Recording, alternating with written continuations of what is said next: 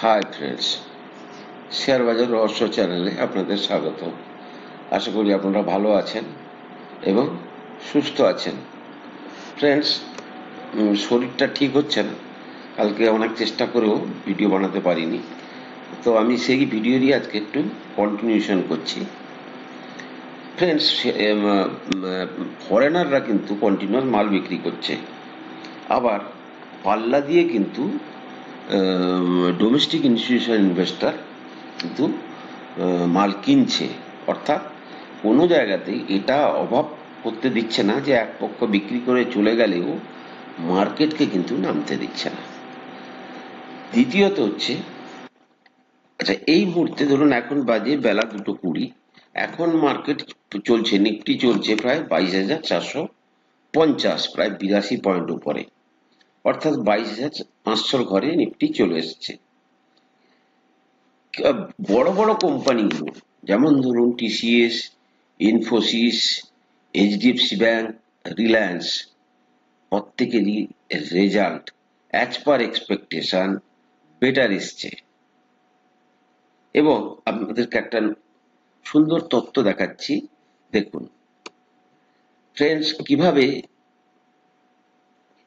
আজ থেকে 1 মাস আগে, 1 মাসও নয়, 3, 15, 20 আগে, দেখুন এটা হচ্ছে এটা হচ্ছে নিফটির আর্নিং পার শেয়ার। এটা এপ্রিল মাসের শুরুতে ছিল 965, আপনাদের বারবার দেখিয়েছি 965। যেই রেজাল্ট আসতে শুরু করেছে, তাই কি হয়েছে না, নিফটির আর্নিং পার শেয়ার বেড়ে যাচ্ছে।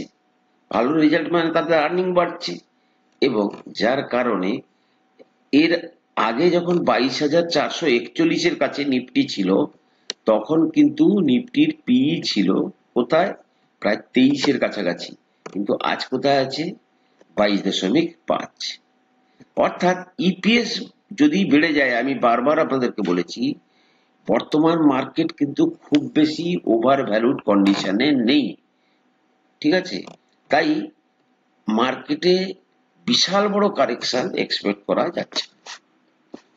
এখন তাহলে 22.5-এর পিইতে ট্রেড করছে। দ্বিতীয় আর একটা কথা বলি ফ্রেন্ডস, ইন জেনারেলি দেখা গেছে যে লোকসভা ভোটের আগে, প্রতিবারেই লোকসভা ভোটের আগেই মার্কেট কিন্তু প্রচন্ড দোদুল্যমান কন্ডিশন থাকে। এবং দোদুল্যমান কন্ডিশনটা কিরকম না, কোন পক্ষ আসবে কোন পক্ষ আসবে না, এই নিয়ে একটা বড় আনসার্টেনটি থাকে, অনিশ্চয়তা। এবং সেই অনিশ্চয়তাটা যেটা মাপা হয়, সেটাকে বলা হয় ভিক্স, ভোলাটিলিটি ইন্ডেক্স। ইনভেস্টরদের এই সমস্ত টার্ম লাগে না, কিন্তু মার্কেটে থাকতে গেলে এই সমস্ত টার্ম খুব জরুরি। ভিক্স, ভোলাটিলিটি ইন্ডেক্স, অর্থাৎ যখন ভোট চলবে, ভোট চলাকালীন ভিক্স হাই হয়ে যাচ্ছে। এবং তার যে পেছনে মূল লজিকটা কি, মানে যখন মার্কেট চাই কি কোনো একটা নির্দিষ্ট দিকে সরকারটা চলুক, অর্থাৎ হ্যাং পার্লামেন্ট সরকার চায় না, সে কংগ্রেসই জিতুক বিজেপি জিতুক, তারা সেই নিশ্চয়তার দিকে যেতে চায়। তাই রেজাল্ট আসার পরে ভিক্সটা ক্র্যাশ করে যায়। কিন্তু এই প্রথম দেখা যাচ্ছে কালকে ভিক্স, ভোলাটিলিটি ইন্ডেক্স, যেটা ভোট চলাকালীন মাত্র সেকেন্ড দফা চলছে, কালকে ভিক্স 20% ক্র্যাশ করেছে। 20% ভিক্স কি করেছে, ক্র্যাশ করেছে। অর্থাৎ মার্কেট এটা বলতে চাইছে যে মার্কেট খুব বেশি নিচে যাবে না, এবং মার্কেট মোটামুটি বুঝে গেছে যে কি ক্ষমতায় আসতে চলেছে। এই জন্য মার্কেট, যেটা অন্যান্য বারে রেজাল্ট বেরোনোর পরে শান্তিটা আসে, সেটা কিন্তু ভোট চলাকালীনই সেই শান্তিটা দেখতে পাচ্ছি। যাই হোক ফ্রেন্ডস, মোটামুটি রেজাল্ট ভালো আসছে। দেখুন, মার্কেট যখন র্যালিতে যাচ্ছে তখন কিন্তু অন্যান্য সমস্ত গল্প বন্ধ হয়ে গেছে। এবারে মার্কেটে যদি কারেকশন করতে দরকার মনে হয় যে মার্কেট উপরে চলে গেছে, কারেকশন দরকার, ফট করে একটা স্টোরি আনাবে, ইরাক ইরাক বোম ফেলে দিয়েছে, ইরান বোম ফেলে দিয়েছে, অমুক করছে তমুক করছে।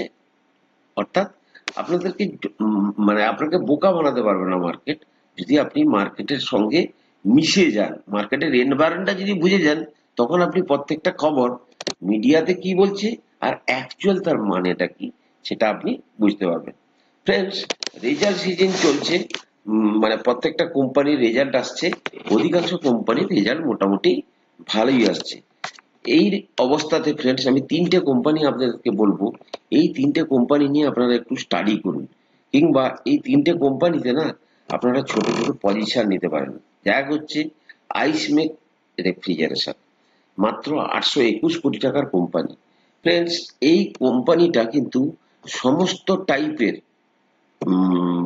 মানে গরম রিলেটেড সলিউশন দেয়। অর্থাৎ আইসমেক রেফ্রিজারেশন কি করে না, আইসমেক রেফ্রিজারেশন, ওকে, এটা কি করে না, কোম্পানিটা দেখুন কোল্ড রুম তৈরি করে, ঠিক আছে। ইন জেনারেলি এখন প্রত্যেকটা জায়গাতে কোল্ড রুম লাগে বিভিন্ন রকমের ইনফ্রাস্ট্রাকচারাল ডেভেলপমেন্টের জন্য। Commercial refrigeration offer services and product for commercial refrigeration, যেমন ice cream, mix plant, dairy solution, bulk milk chiller, এই সমস্ত। ইন্ডাস্ট্রিয়াল রেফ্রিজারেশন কি কি হয়, ওয়াটার চিলিং প্ল্যান্ট, তারপরে কি brine chilling plant, oil chilling plant, air chiller, ice building etcetera. Transport refrigeration, সেটা কি হয়, services like refrigerated container, refrigerated van, insulated container, bunk house, বুঝতে পেরেছেন তো। অ্যামোনিয়া রেফ্রিজারেশন, অ্যামোনিয়া যখন একটা জায়গা থেকে আরেকটা জায়গায় নিয়ে যায় তার জন্য যে কন্টেনার লাগে, তো বুঝতে পেরেছেন এই বিজনেস কিন্তু অত্যন্ত ছোট কোম্পানি।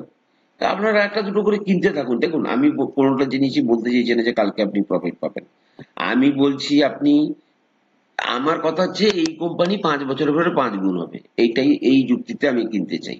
আমি এই যুক্তিতেই 10টা কোম্পানি কিনবো, তার মধ্যে 7টা কোম্পানি আমার ভালো থাকবে, আমার 3টে কোম্পানি হয়তো ভালো নাও থাকতে পারে। তাহলে আমার মূল অবজেক্টিভটা কি, আমার মূল অবজেক্টিভটা হচ্ছে যে এই কোম্পানিটা 5 বছর পরে 4,000 কোটি টাকার কোম্পানি হোক। সো এই কোম্পানির মধ্যে কিন্তু সেই পোটেনশিয়াল আছে। এবং সবচেয়ে বড় জিনিস হচ্ছে, দেখুন কোম্পানির ওই কি বলে সেলস বাড়ছে, সেটা ঠিক আছে, আমি অন্য জিনিস দেখছি। আমি দেখতে চাইছি, দেখুন কোম্পানি 16 কোটি টাকার ইকুইটি, রিজার্ভ 72 কোটি, কত আছে, লোন মাত্র 27 কোটি। এটা কোনো ব্যাপার না, এটা নিয়ে চিন্তার কোনো কারণ নেই। এই ইনভেস্টার এত ছোট কোম্পানিতে ইনভেস্ট, দেখুন প্রমোটার কিন্তু 75% মাল ধরে রেখেছে, তাহলে এটাও চিন্তার কোনো কারণ নেই। তো এই কোম্পানিটাকে আপনি নজর রাখবেন। দ্বিতীয় কোম্পানি হচ্ছে ফ্রেন্ডস, আর একটা হচ্ছে সার্ভোটেক। আমি আপনাদেরকে বলেছি এর আগে, সার্ভোটেক পাওয়ার সিস্টেম কোম্পানিটা মাঝে একটু বিতর্কের জন্য লাফানো বন্ধ করে দিয়েছে। সার্ভোটেক,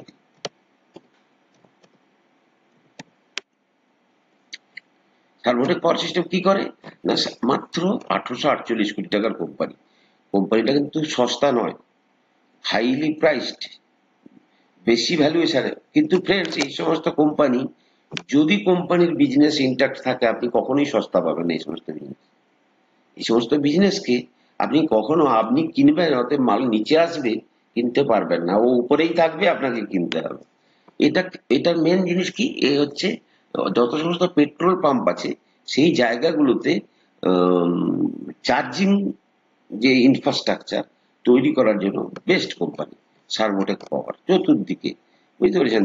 তো এই কোম্পানিতে প্রবলেমটা হয়েছিল কি, এই কোম্পানিতে প্রবলেমটা হয়েছিল এই যে ইনভেস্টর দেখতে পাচ্ছেন না, এই যে এই ইনভেস্টর, এই জেনিথ মাল্টি ট্রেডিং, ডিএমসিসি, এদের নিয়ে কিছু একটা ঝামেলার জন্য কিন্তু এরা 2% মাল ধরে রেখেছে বলে কোম্পানিটার মধ্যে হঠাৎ করে ব্রেক লেগে যায়। আদারওয়াইজ এই কোম্পানির বিজনেস মডেল খুবই ভালো, এবং রেজাল্ট ভালো এলে এই কোম্পানি কিন্তু আবার দৌড়াতে শুরু করবে, কারোর কথা শুনবে না। তাহলে দ্বিতীয় সে কি বললাম, ছোট কোম্পানি, কত টাকার কোম্পানি, 1839 কোটি টাকার কোম্পানি। থার্ড কোম্পানি হচ্ছে প্যারামাউন্ট কমিউনিকেশন, যেটাকে সাধারণত আমরা প্যারা কেবল বলি, প্যারা কেবল।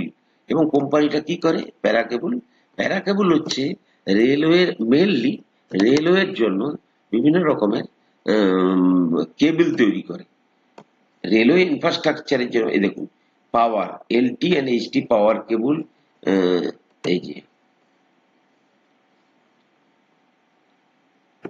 এই দেখুন Paramount Communication is engaged in manufacturing of wires and cables comprising of power cable, telecom cable, railway cable and specialized cable. অনেক প্রোডাক্ট আছে, পাওয়ার প্রজেক্ট, টেলিকম প্রজেক্টের cable, railway cable, special products, EPC services, company 24। আচ্ছা, অন্যান্য অনেক কিছু জিনিস আছে। ভিডিওটা মনে হচ্ছে একটু বড় হয়ে যাচ্ছে, তো আমি তাড়াতাড়ি ভিডিওটাকে শেষ করার চেষ্টা করছি। তো এই কোম্পানিটাও কিন্তু কত টাকার কোম্পানি? মাত্র 2194 কোটি টাকার কোম্পানি। আমি তো আর কালকের জন্য কিনছি না, আমি কিনছি লং টার্মের জন্য, আমার পড়ে থাকবে। এই কোম্পানি আমার যদি 5 বছরে 5 গুণ দেয়, আমি সেটার জন্যই এতে ইনভেস্ট করবো। তো এই কোম্পানিটাকেও কিন্তু আপনারা কিন্তু নজরে রাখুন, প্যারামাউন্ট কমিউনিকেশন বা প্যারাকেবল। ফ্রেন্ডস, মনে হয় ভিডিওটা অনেক বড় হয়ে গেছে। ভালো থাকুন, সুস্থ থাকুন, আর শরীর ঠিক থাকলে রেগুলার ভিডিও দেবো। আর চ্যানেলটাকে লাইক করুন, শেয়ার করুন। কথা হবে পরের এপিসোডে।